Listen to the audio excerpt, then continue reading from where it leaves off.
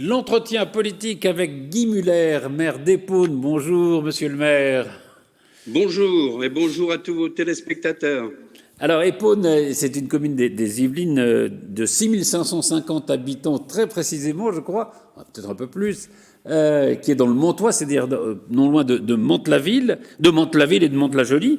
Vous avez été largement réélu dès le premier tour des élections municipales en mars dernier. C'est votre deuxième mandat.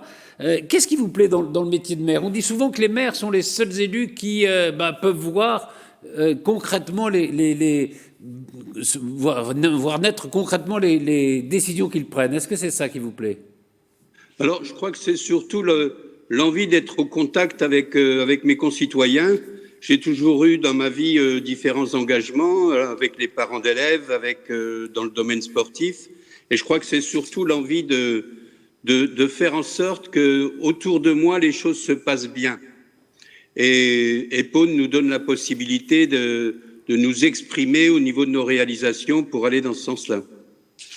Alors, avant d'aborder les projets, qui sont nombreux d'ailleurs pour votre ville, on peut citer deux choses qui sont assez connues, ou qui devraient l'être encore plus peut-être. D'abord, le temple de l'amitié, qui est un monument historique et dont on dit qu'il serait le plus ancien temple maçon, et qu'il aurait même été dessiné par le peintre David. C'est bien ça? Alors, c'est bien cela.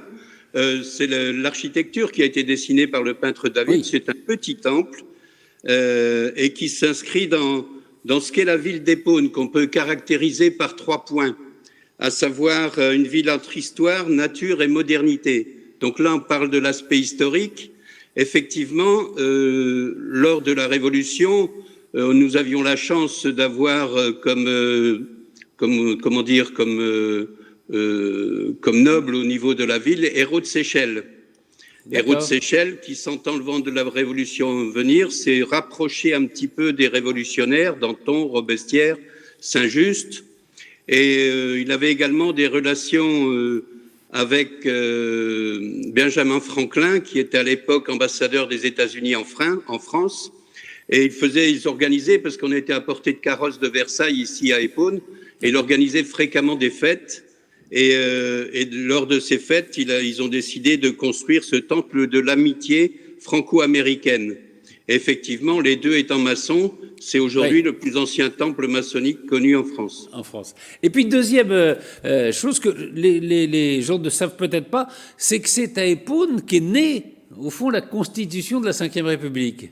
Mais même la première, c'est la République qui est née à Épône. La République est née à Épône? Dans la mesure où, à l'époque, Hérault de Séchelles avec Saint-Just, Danton et Robespierre, ont travaillé dans les jardins du château d'Épône à la mise en place de la Constitution de l'an 2, qui est la première Constitution de la République française. Une fois ça mis en place, les années se sont passées et le général de Gaulle, à l'époque, en 58, quand il réfléchissait à mettre en place la Constitution de la Ve République, a demandé à son Premier ministre, Michel Debré, de se mettre au vert pour y réfléchir à cette nouvelle Constitution. Et à l'époque, le propriétaire de ce château était en relation avec Michel Debré, des relations amicales, et il s'est dit, je vais venir avec quelques ministres à Épône pour réfléchir à cette nouvelle constitution, la constitution de la Ve République. Donc, à double titre, Épône est le berceau de la République française. Le berceau de la République est à Épône. Alors, parlons un peu quand même de l'actualité de votre ville. Peut-être la première, c'est que le RER va arriver à Épône, je crois, en 2024. Est-ce que ça va être un bouleversement pour vous et pour les Épônois? Alors, bouleversement, je ne sais pas, mais toujours est-il que c'est un élément important de l'évolution des villes qui sont situées sur cette ligne E, la ligne Éole. Et effectivement, Épône va être une des gares de cette nouvelle ligne. Donc, le fait d'avoir des relations simplifiées avec la capitale et en particulier avec la Défense également, vous n'êtes pas sans savoir que la ligne E va être la ligne la plus connectée du réseau parisien. Donc ça va permettre d'avoir des échanges simplifiés, à la fois pour les entreprises qui veulent venir s'installer à Épône ou pour les Épônois pour aller travailler au-delà de nos frontières. Donc effectivement, c'est c'est un élément clé du développement de la ville d'Épône. Et d'ailleurs, nous sommes en train de travailler avec Mézières, parce que la gare, c'est oui. Épône-Mézières, deux villes qui se jouxtent. Et nous sommes en train de travailler avec Mézières et effectivement également avec GPSEO, la communauté urbaine, Grand Paris Seine-et-Oise, sur la mise en place d'un nouveau quartier gare. Et c'est un des projets phares de cette nouvelle mandature. Alors, très rapidement, parce qu'il nous reste peu de temps, mais je voudrais quand même l'aborder. Vous disiez que ce qui vous est mis dans le métier de maire, c'était le rapport avec vos concitoyens. Justement, vous avez mis en place une sorte de concertation participative, de faire participer les citoyens aux décisions, et notamment sur le développement durable. Est-ce que vous pouvez nous en dire un petit mot? Alors, disons là, on est au b.a.-ba de cette politique qu'on essaie de mettre en place sur cette deuxième mandature, même si depuis un certain temps déjà, nous travaillons dans l'esprit de développement durable.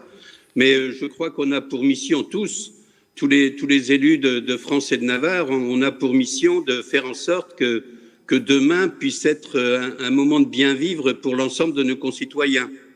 Et ça passe forcément par la volonté de protection de la nature, la protection du climat.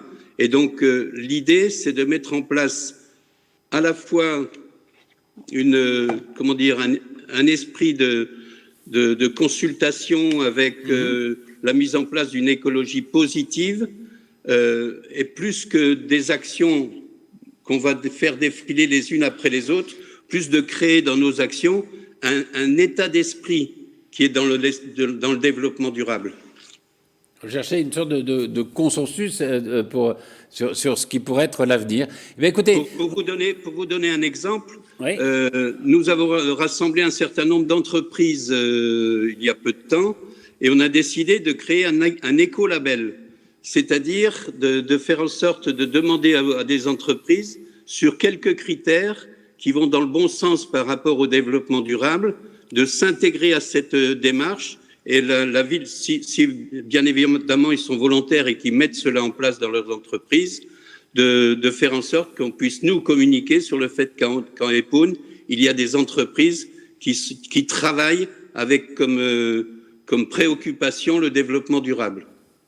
Très bien, mais ça fait partie des grands projets de votre ville. On aura, je pense, l'occasion d'en reparler. En tout cas, on a fait une petite présentation d'Épône et de vous, de son maire, Guy Muller. Merci infiniment.